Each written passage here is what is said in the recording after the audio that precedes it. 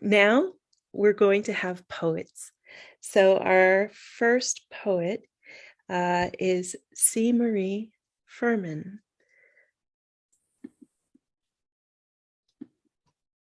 Thank you so much, Liz. And what an honor to follow one of my teachers. Dina has been so important to the work that I did in Indigenous Knowledge for Effective Education. And I'm just delighted to follow her work. And so I would like to dedicate this to you, Dina, and this reading to you. Oh. Land Acknowledgement, Valley County, Idaho.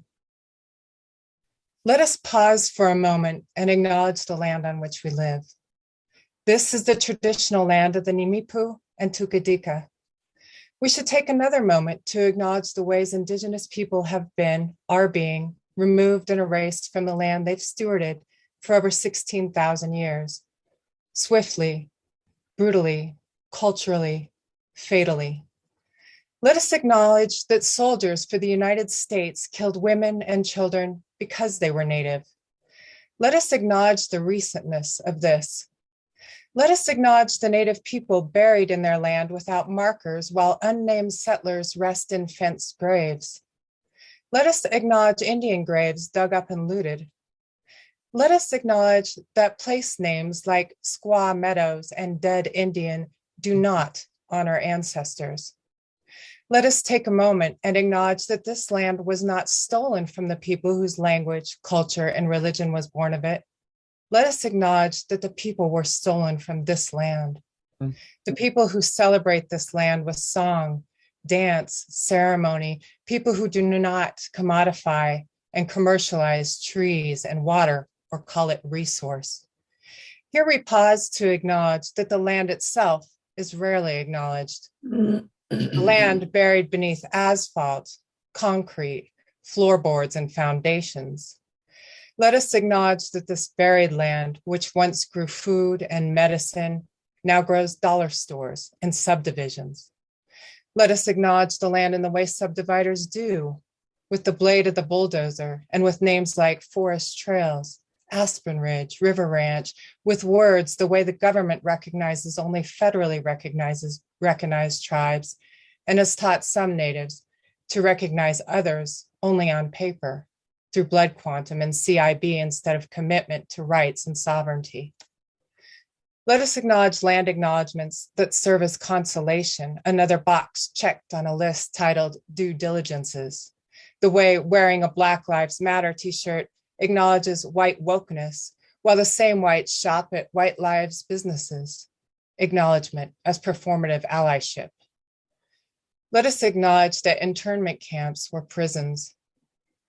This land acknowledgement was written for the people who acknowledge land in the way spotted knapweed acknowledges it, the way a for sale sign acknowledges it, the way the Forest Service acknowledges land by stating hashtag it's all yours, but meaning hashtag it's not theirs.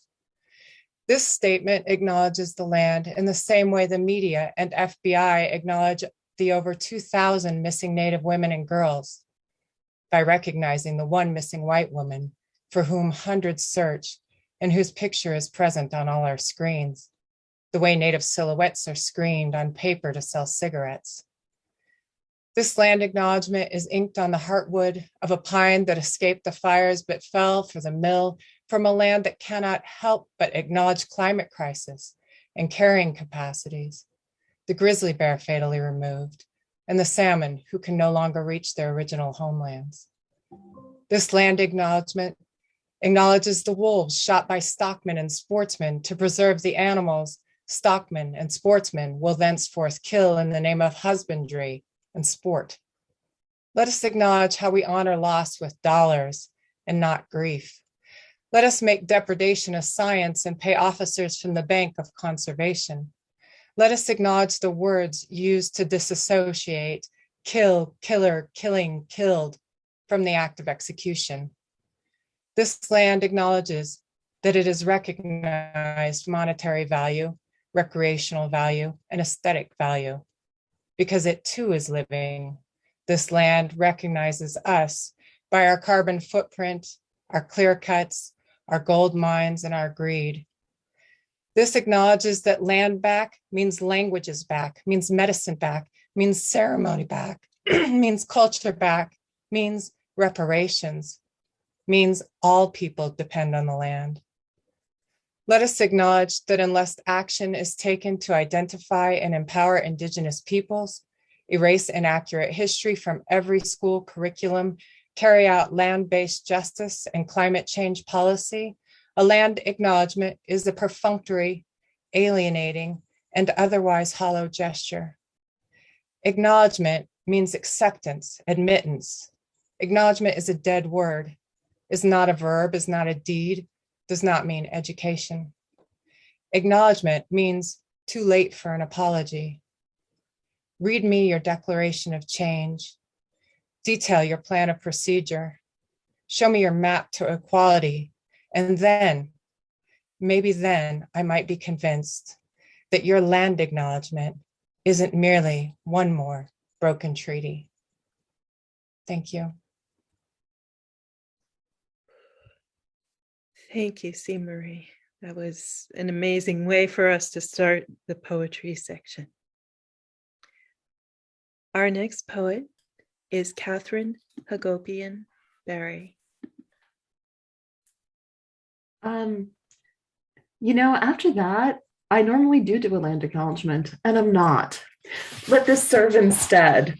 I wanted to share with you poems that came to me from the listening I did as part of my first experience with the Writing the Land project. So hopefully in this you will hear a little bit of Dal Wildlife Sanctuary, which is on the other side of the White Mountains from where I am. Land trust. This is the magic. You walk the land, take nothing, not even your eyes. You must close them until there is no looking, only darkness like an open hand. This is the magic. You place one foot in front of another, trails blazed on your bones, or even wandering, some iron in the blood leaves you safe home. This is the magic. Your treasured stick, the mica stone. Above you, sky unrolls a merry shawl of blue to hold them. This is the magic. Every light ray pressed to your heart like a lover. Every new bud leaf. Like you, it will fall. Like you, it will come back changed. My absolute favorite part of the project was just getting this chance to be in a place and really spend some time listening and to find the poems that the place gave me, if that doesn't sound a little strange and unusual of a verb. One of the first things you notice on Dal Wildlife Sanctuary is the following sign, which reads, "We realize that vegetation clearing is a messy transition and visually unattractive. So we apologize for the short-term appearance. We are glad you have chosen to visit us." And to me, that was really interesting language on a land trust. And from that, I came up with this poem about an experience that I had on the land trust. And the poem is a golden shovel. So what it does is it puts all the words from that sign at the end of each line. So if you listen for them, you can hear the words return. Day before her birthday, Dal Wildlife Sanctuary. On the Silver Maple Trail, we wonder, have we seen it all? Realize we have forgotten the rare cobble baron, that longed for habitat, hairy Hudsonia, silverling, vegetation dragon named. But the sky isn't clearing. Stray raindrops, open shoes, all untied. It is easier to circle a fragile spider, half orbiting messy nest box poles, barbed wire, transition meadow, the false nettle, mayflower, bellwort. And you are almost 12, taking selfies, visually flinching, worry contorting your eyes. Are they unattractive? Your legs like a fiddlehead poised to unfurl. So we learn to notice the gold in our hair, cease to apologize for nearsight, the way it forces attention. The truth is our whole short-term preoccupation with appearance is nonsense anyway. I tell you, we are alone in this field. There are creatures in stick dens huddling close, glad of their dark bodies. I have saved only one picture. You, like a raptor listening for water, have chosen profile, birch bark, floodplain, thicket to remember our visit. Capture the cloud sky, the swale, the meander scar, us.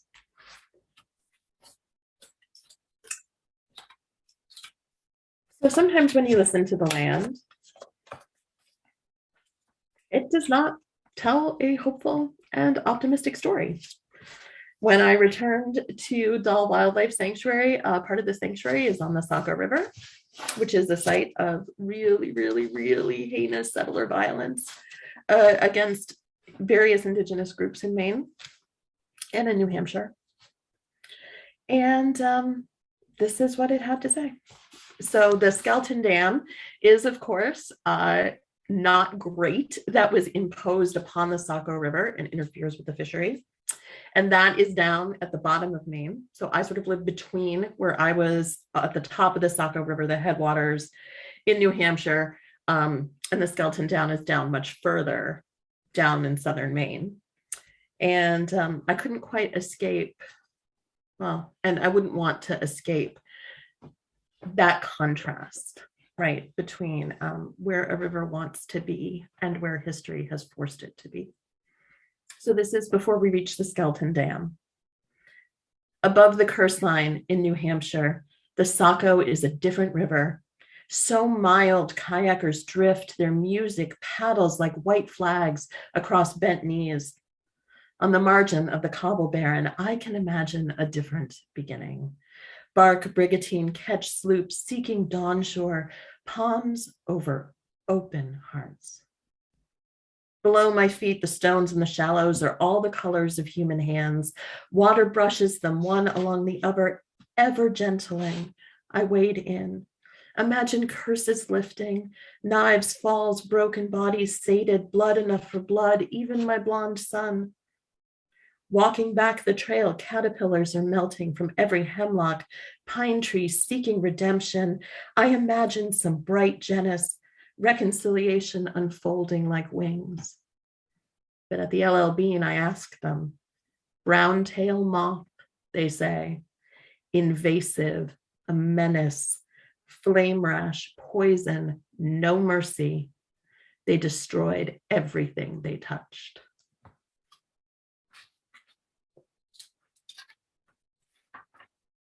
Thank you, Kate. Our next poet is Angela Trudell Vasquez.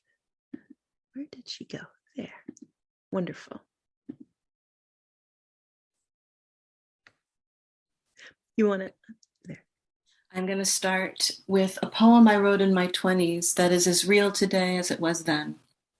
On the question of war, to agree would be to give up life, embrace death, relinquish the cold night air, the sound of rain pitter-pattering on the leaves, and the gorgeous trees with roots so deep, they must be what holds the earth together.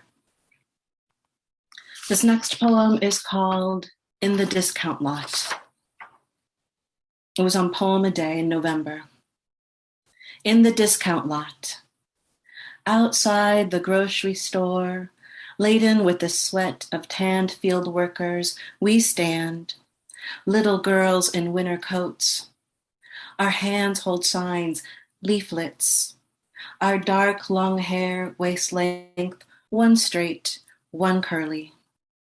We say to the people who walk up to the glass door, don't buy the lettuce here. They aren't good to their workers. I don't recall anyone said anything back or who stood with us. I remember my sister next to me, us in our Sunday velvet best. She, beret and red plaid jacket, me, white rabbit skin muff. Little brown girls with picket signs, rosy cheeks, big black eyes. Legions of ghosts above, behind. Angels wing over us. Ancestor feathers beat in the invisible breeze each time someone enters or exits the building with a bag full of groceries, oranges and eggs, celery and grapes. I'm going to read from my new collection that came out in January, My People Redux, which is the title poem. My People Redux. 1. Crossed rivers and high deserts before water jugs littered parched lands, rode motorbikes, carried komals, seeds, black and white photographs, fought poor villagers on their homelands, went from high school to the front lines. Lessons on patriotism led to flag burning, joints lit, alcoholic stupors, streaking, a roll of the dice, heads I live, tails I leave. My people forgot they rose from the earth. 2. Our great grandpa knew. He planted corn rows, praying while he weeded and walked between his crooked lines, singing to the clouds to come, lay the rain music down, drum a new rhythm, tap the green stalks to grow. He wove a footpath from the back door to the smallest plant, whispering its name, and fed his family with what he wrought from earth and aqua sky, what he coaxed between loam and hard copper hands. 3. His kind fingers twist off pears, peppers, slender green beans, husks of sweet corn, crab apples, and peaches, what the white-tailed deer did not nibble.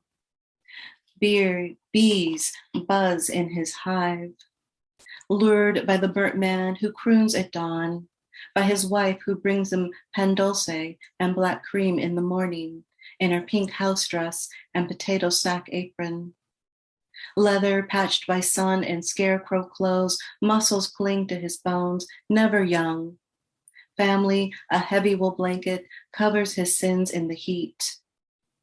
Blessed with grandchildren, they run in his rows, bring him books he cannot read, pages telling a history he corrects after cartoons each day. 4.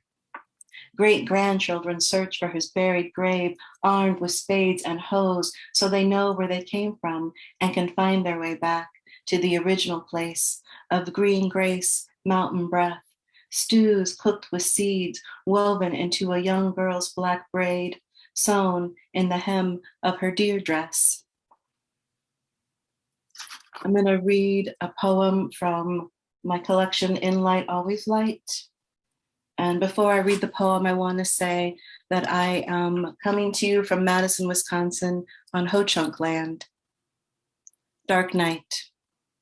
My husband of dark night and white meat, I've closed the drapes and turned off the lights. My husband of ocean back and forehead continent, of bright sky eyes and cavern dimples.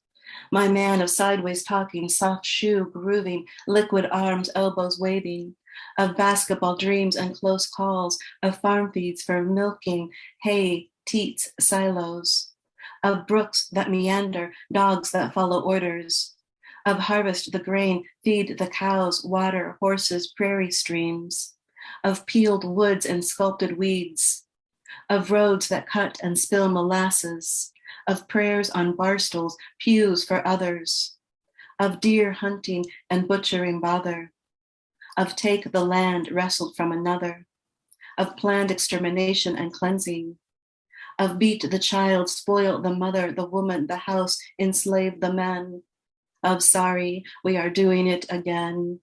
This is inherited grief, blood on concrete. I'm going to read just 2 more short poems. This is called Chicago. For a Chicago. Metal sides rise to sky on banks of water so blue it hurts eyes. This water, holy water, takes lives.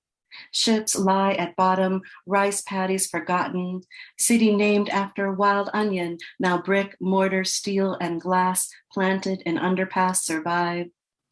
Lake slides from river, river reversed eases merchants, men don black suits. Who changes the flow but man? Ghost river blows hats, winds steal land, bone people shiver in winter breath. This last poem is kind of my mantra. In light, always light. As I choose to follow the light, I always have hope. I'm alive. In light, always light. Grass strands gleam, weave, undulate from the window. The vendor screams, build the wall, lifts his hand, works the crowd, looks at me, sells more t-shirts. My mind waxes, brilliant wet glass winks, waves shine back my reflection.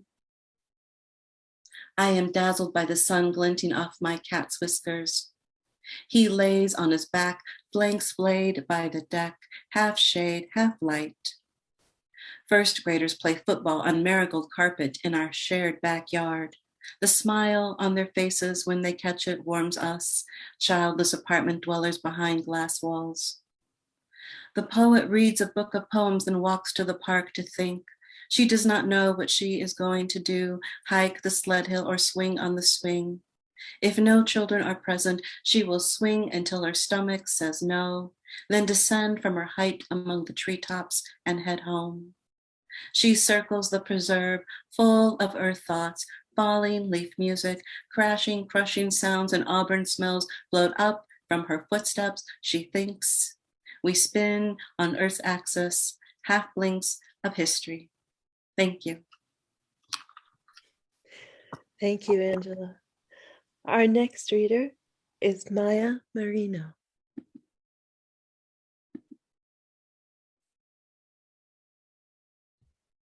Hello.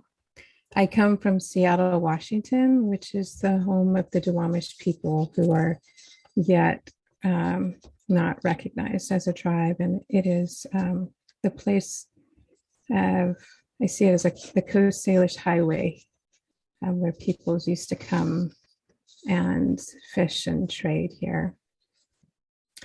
My first poem, I like to start with honoring my ancestors. So my first poem is Red Painted Woman, para mi abuela, for my grandmother. Red painted woman, I hear you calling, calling from the edge of the rusted earth where you wait. Wait for the rain's waters to fill your bowl. Wait for the dust to be cleaned from the soles of your feet. Restless, you wander the Sonoran desert as you scatter your seed, eager to feed the life you came from, starved to find the resting place you call home. Red painted woman, I hear the songs you whisper through my hair. I hear the rattle of your beat in the desert's deep belly. I am here now, sit. Empty your bowl. Let me wash the soles of your feet. It is time to sleep now. It is time to sleep.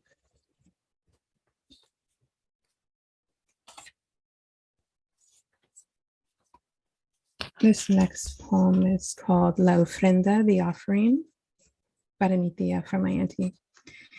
She was the one who taught los niños in the barrio how to sweep and clean so they could feed their families. The one who could see los pobres needed more caring. She was the one who went to la iglesia every day to talk to la Virgen while she prayed el rosario. The one linked to the spiritual field of all beings. Pienso que she just was one. Seen walking in the alleys to go buy tortillas or comida, the one with the scarf on her head where hair no longer grew, the one with the face eaten thin who wore rubbery gloves because her skin was too sensitive to touch, the one no one knew how to be around, que nadie la querían ver, who lived with lupus from the age of 12, pero si miraba sus ojos. But if you looked into her eyes, you could see and almost taste el océano. Y ni siquiera sabías que ella te estaba ofreciendo algo más.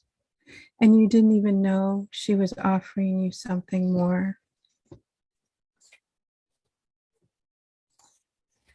This next poem is dedicated to the Myanmar poets. And I just think about the lineage of being a poet.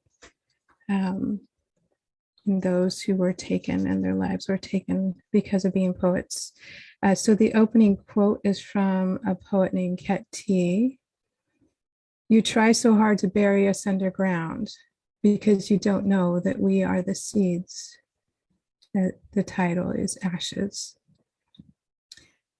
They did not know, they do not see. Your DNA blows on the winds towards the east, always towards the east, where your shadows leave dusted rows rising on the morning sun, and your syllables change our root structures.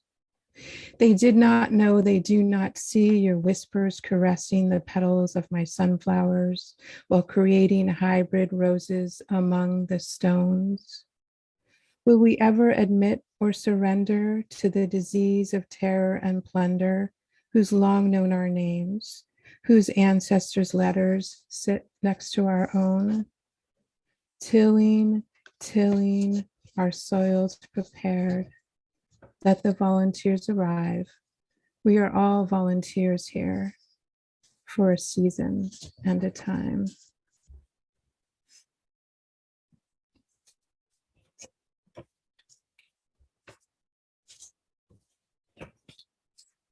This next poem is called Piezas del Rompecabezas, Pieces of the Puzzle, in 3 voices.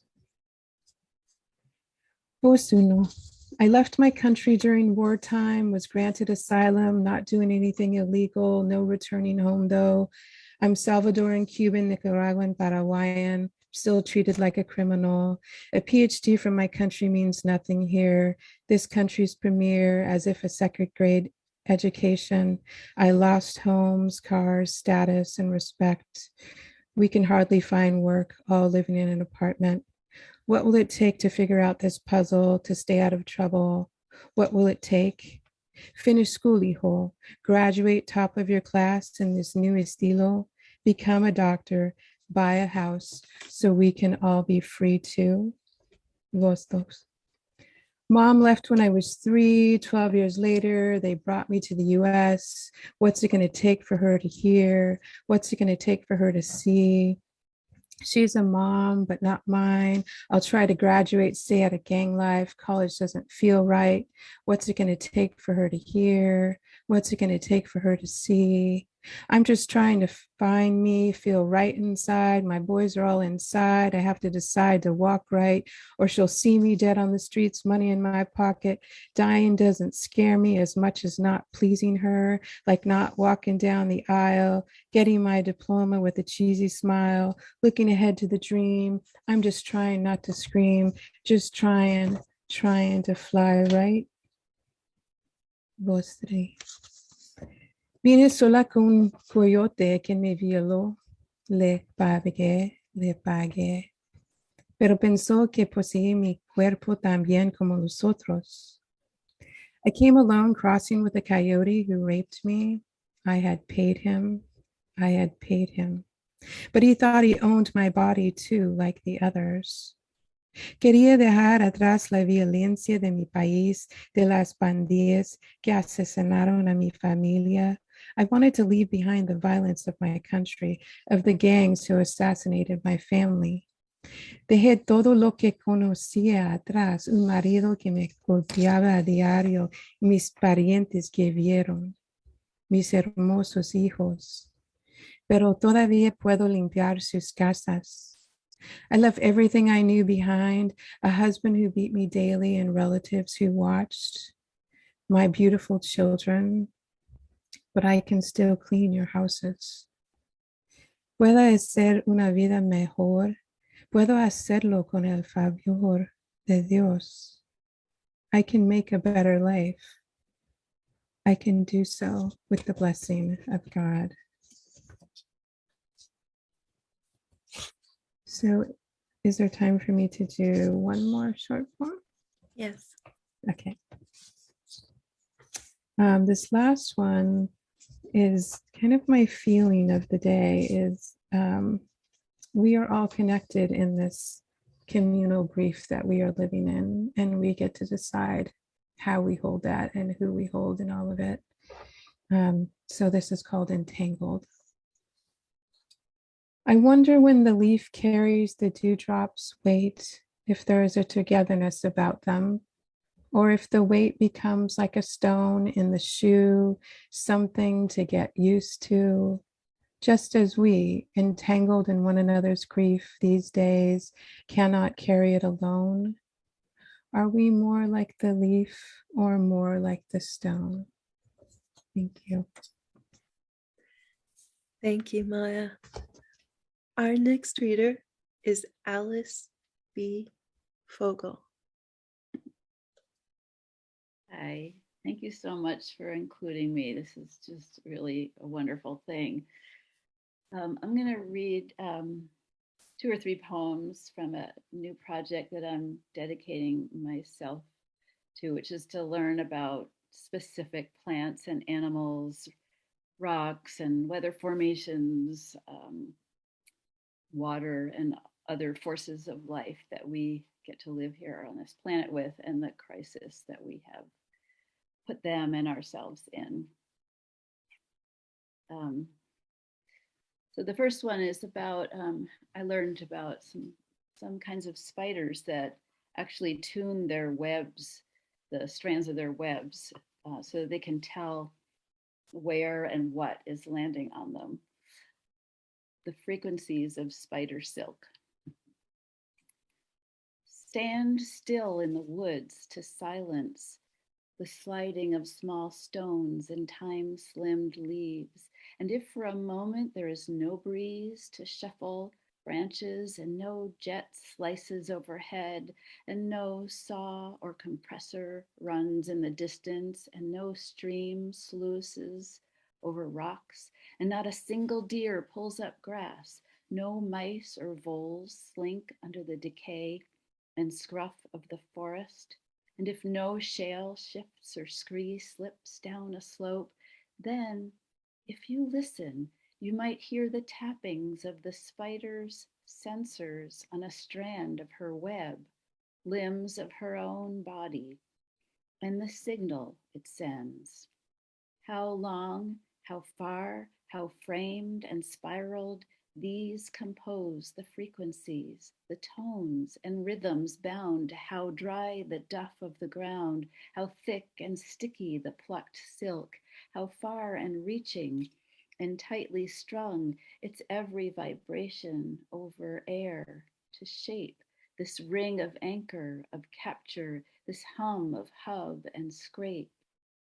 And if the heat rising doesn't make the male peak and die before his time comes to copulate, or before she, tied instead to degrees of light radiating through the global orb, is primed to reproduce, and if the web doesn't fail to sing with insects diminishing from pesticides and single crops starving the soil, then each finely tuned stretch of thread will be a zephyr shivering sound waves to play her lures, to spin in spokes, to make a music of her meal and mate.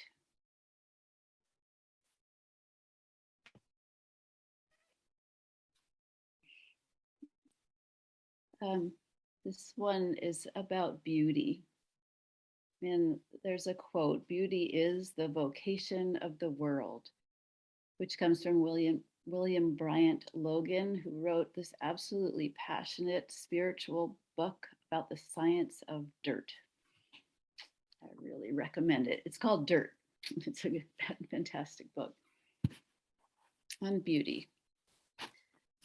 What is the purpose of beauty, which is, after all, in everything from lip to leaf, from the run of a jaguar to the flash of fall bittersweet berries on a vine?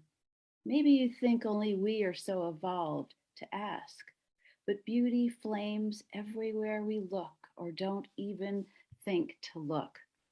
Extremophiles alive in caves deep in the sea, the texture of moths, forest sedges sprayed with rain.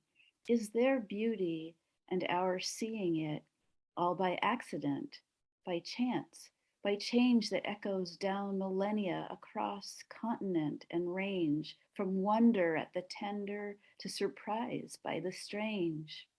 What is beauty for, even when it's not advantageous?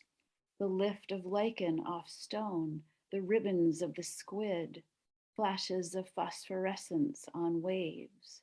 Was it made for pleasing us, or because it pleases another, maybe the beautiful themselves? But we are them, tied just the same to chance and change, at times heavied and alternately buoyed by the same desire to choose what attracts, to sketch our own design, to favor form, render with pattern and color. Even when it burdens us, antlers and tails too great a weight to bear, even if it risks the wrong attention, the danger, the chase, the clash. Still, it is not vanity, but joy to effect difference, to be, to become, to dare to be seen. Darwin says sexual selection, and we grow into our kind of hair, our skin, the features on each face. Next, humans embellish, enhance, do to ourselves little that other species don't also do, besides destroy. Make ideals out of variation and mimicry, borrow or steal the feathers and fur, the silk, the accent, the wing. Then we say, I and you, or this and that, say look and touch, or even hate and kill. We sing and yearn, strut, mirror, repel. We can help ourselves neither to compare nor conjoin. Meanwhile, the honeybee remembers the flower, its particular shape and palette, its signature scent, and returns. Again and yet again they share the nectar, and what's for one's sake is for the sake of the other, and also for us, the we who watch, decorate, and eat from that garden, and peer through the fence into yours. What if beauty's existence feeds a hunger for beauty? What if what we miss is the purpose of ourselves, the covenant given us to care, to hold in awe and protect each other in all our beauties, our similarities, and our contrasts? Beauty could be the cause and the source of knowledge, and its shadow, ignorance, the curse and the blessing of identity we're born to, the root of want, the root of sorrow, even fear or love.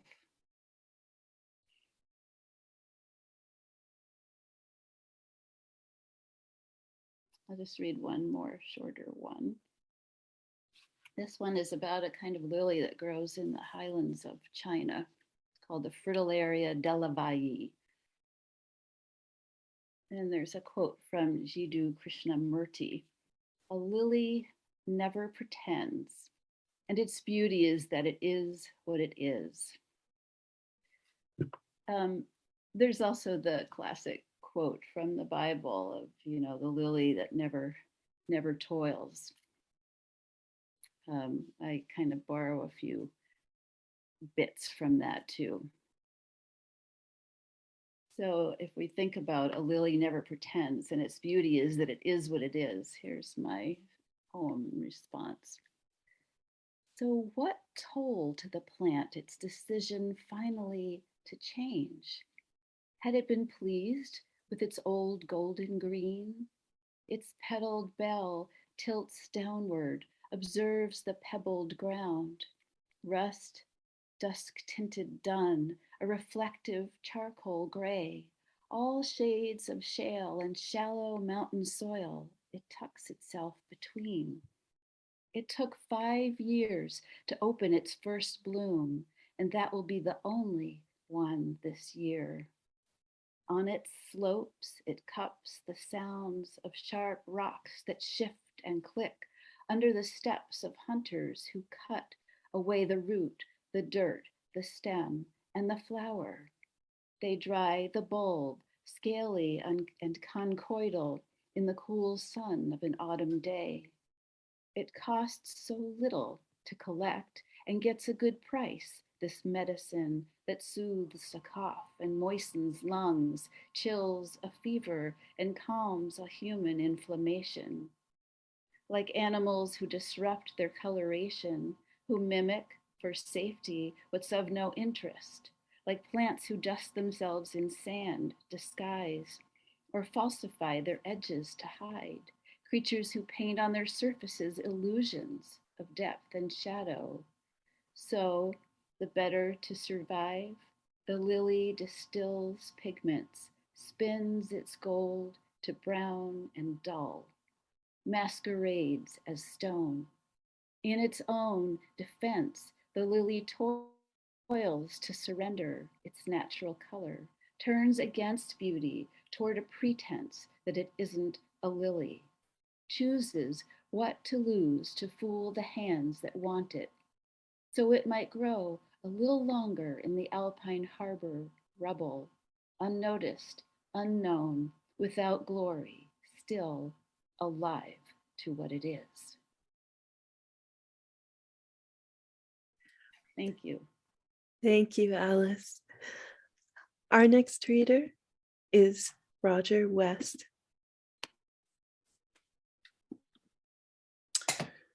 If, as the poet said, the moon is a ghost sun, then surely the sea is a ghost sky.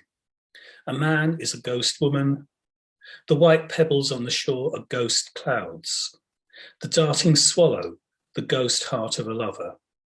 And the shimmer of light on a dragonfly's wing, a ghost poem. Right, hello, I'm Roger West, and I'm going to, by the wonders of technology, screen share with you now. There we are, I'm screen sharing. This is a mimosa, which at the moment I'm in France, as you can tell from my accent, where the mimosas are flourishing. Now, I have to say, I don't want to bring the wrath of the gods of the spirit world down on my head. I did not break this off the branch. There was a storm the other night, and this is lying on the road. So mimosa plants. And if you, as I do, write poems about flowers that you see in the area, you go down sort of rabbit holes trying to find out what's the essence of this flower, what does it mean, what's its mythology, what's its history. So this is about the mimosa, which means a lot of things to lots of people. This is called Chacun a son mimosa. And it's actually, this is, I think I ought to dedicate this to Alice, who, well, the next one to Alice, actually, sorry, it's not this one. Or Acacia dealbata, says the botanist, a bipinnate wattle of the family Fabaceae. From the ancient Greek, mimos, says the classicist, to mimic, to resemble. Ah, but what does it resemble, ponders the lyricist. Corn cluster, candy floss, lamb's breath, powder puff, muster of cloud apples, marshmallow fluff. An invasive species, trumpets the populist politician, a colonizer, a threat to natural habitats, a weed requiring eradication. Violet, shrinking violet, the sad-eyed horticulturalist attuned to thigmotropism, notes how the leaves curl like cat's ears to the touch. The distracted poet sighs and writes in his notebook, a conjuration of secret love. And this one is for Alice, who is another Lily poem. I almost didn't do this after she read her poem because it's just going to kind of come off badly, I think, against that really, really wonderful poem. But this is another one about the multiplicity of meanings of flowers. Here in France, lilies of the valley are a symbol of May Day, and they're presented to people. People give them to each other on the 1st of May. Now, the 1st of May is now a political holiday, so it's become a kind of symbol of political freedom as well. Lilies of the valley, a Phrygian-capped freedom, a coiffed and wimpled promise of paradise, tears of the Madonna, tears of the Virgin, asparagus allium, in fragrante delicto scented poisonous embrace, carpeting Mount Parnassus, where a young Ulysses was wounded, a snow-covered ladder on the hillside, an ivory tower over the flood below.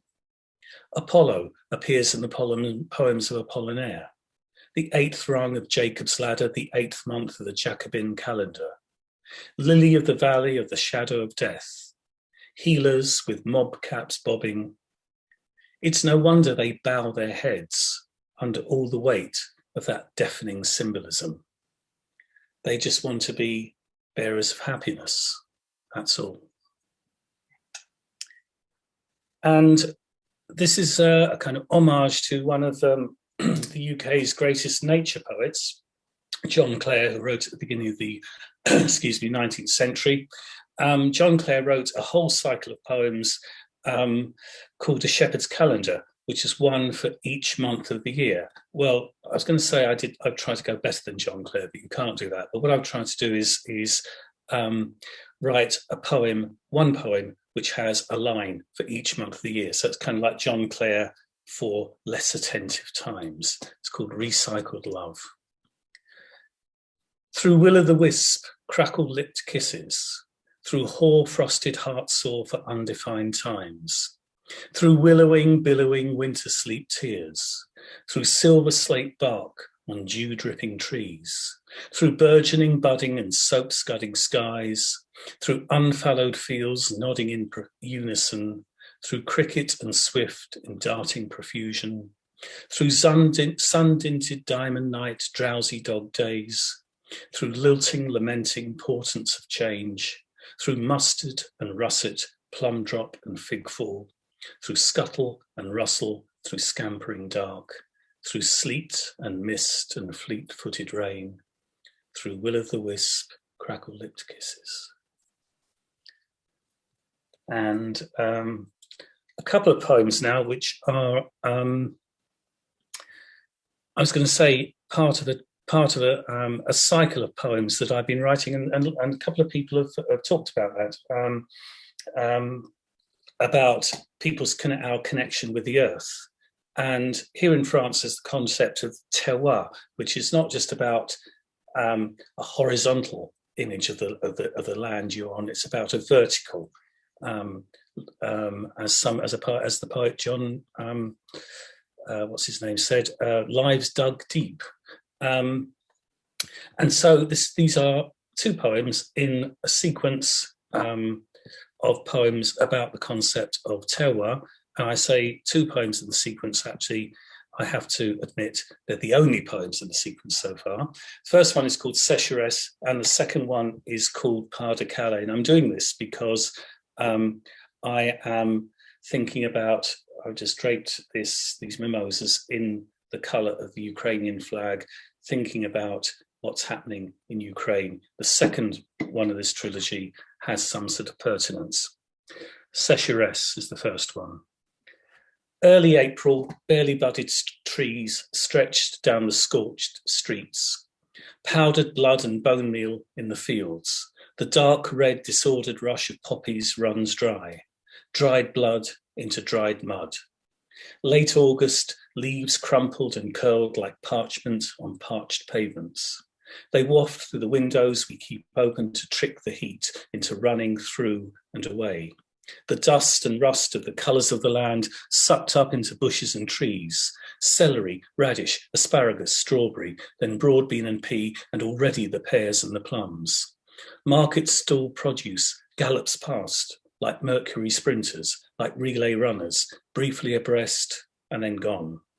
And in the supermarkets, seasons gather together, corralled and tethered under thermostatic control. Everything here in these arid spaces. The second part, Pas de Calais. This hard-won and weary battle-grounded land, plough and harrow, marrowed bones, blood dug deep. Old wounds weep anew in this charnel house of memories. Wind turbines, snub-nosed as spitfires, slice up the air, but can't disperse that salty tang, the drift of sea fret and tear gas. Now razor wire sprouts in the fields as new battles are waged against a people pushed to the edge. The sulphurous blast of the passenger ferries drowns out the rattle of batons. Just outside town, a lone seagull flies the length of the canal, dipping its wings like a Lancaster bomber. Trees along the towpath bow their head in remembrance. And have I got time for one more of these? I've failed to be looking at the time. You have about 45 seconds. Oh, right, 45 seconds. Can I? Well, I'm just going to do this one. This is about another nature poet, Jack Kerouac, who wrote lots of haikus because they were very. He was spiritually attuned to Japanese. So this is Jack Kerouac, A Life in Haiku, one haiku for each year of his creative life. 1, you think you know him, brawling Breton Buddha boy, but you don't know Jack. 2, Bewley Street, Beaulieu, father hollowed, swallowed booze, mothered, haloed saints. 3, Cadillac Highway, desert sky to rolling surf, freewheeling freestyle. 4, now beat to his socks, phonetically speaking, the froth on the wave. 5, Ginsberg, O'Hara, Burroughs, Baudelaire, Rambo, all bases covered. 6, bebop, bird, cool train, mellowing into Mingus, frazzle-dazzle jazz. 7, Lester Banks, left bank, miles into kilometres, knows Parker. 8, La Nuit et ma femme, luncheonette and cocktail bar, space hopper neon. 9, red, blue, ribbon run, endless Smith Corona loop, typing, not writing. 10, rusty vein skaghead, spontaneous combustion, dash, connecting, breath. 11, haiku, right on cue, words curling then curtailing, need more syllables. 12, kowtowing to Zen, Marx McCarthy, yin and yang, the soul's abattoir. 13, charmer, self-harmer, karma, lama, dharma, bum, pharmaceutical. 14, your liver failed you, that 10 a.m. glass of whiskey or that barroom fight. 15, so hit the road, Jack, the empty sky, your witness that you will be back. Thank you. And it's Jack Kerouac's 100th birthday next month. So remember that. Thank you very much. Thank you very much to all these wonderful poets. And thank you very much, Lise, for having me.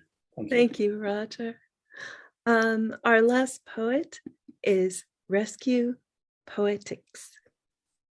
Thank you, everyone. It's a pleasure and an honor to be here. Thank you for the invitation to participate. It's been an amazing morning. Creída con mi familia borinqueña, tan grande que cada fiesta es una ocasión de comida, amistades y familia.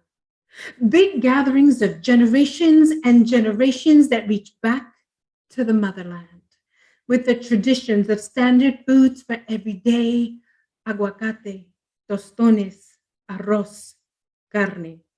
During celebrations visiting family, you could count on the special things.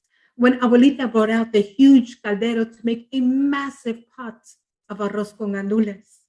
Pascua meant ensalada de bacalao.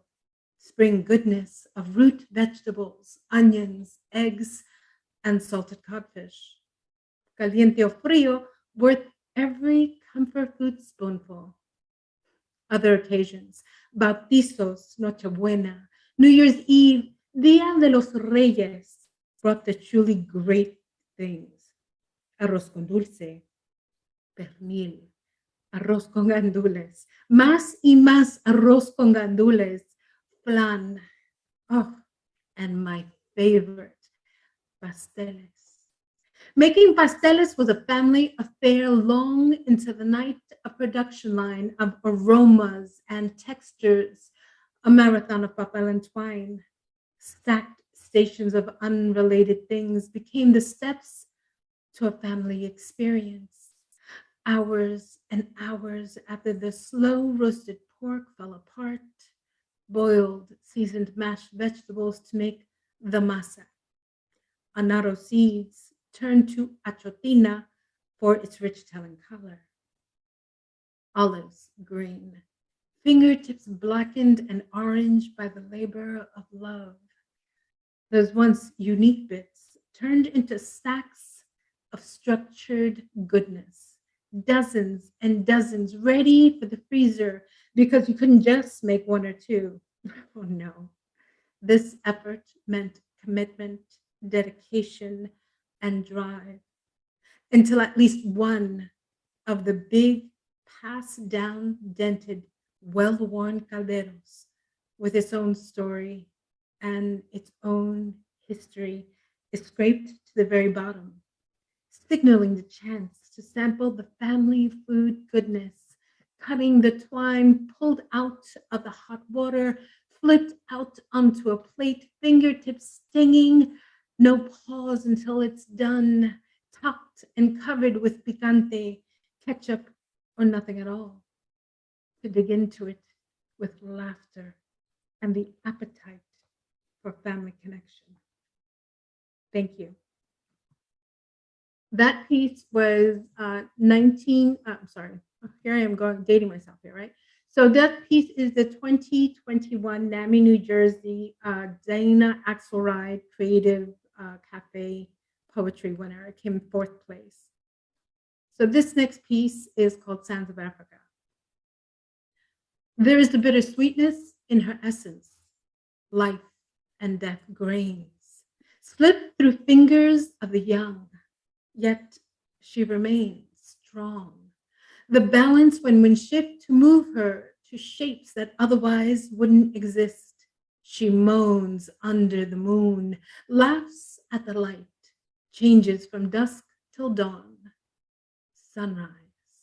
Her heart steadily pounds, repeating words of her own, sands of Africa, las arenas de Africa, again and again in the howl of her people's sins, their sufferings and wins. She cradles each soul she's birthed, each twist in history unearthed, silent in her shifts of time and worth, sands of Africa fiery from birth. A deep sigh from her roots for her people. There is no give and take for the sake of mercy. Steadfast, moving, and unrelenting, she cannot be swayed. The sands of Africa will take life and give it only as she sees fit. Las arenas de Africa. Even with her bittersweet essence, she shares secrets of lives long gone. Oil bled from her veins, the blood and tears of her people, las arenas de Africa, the sands of Africa.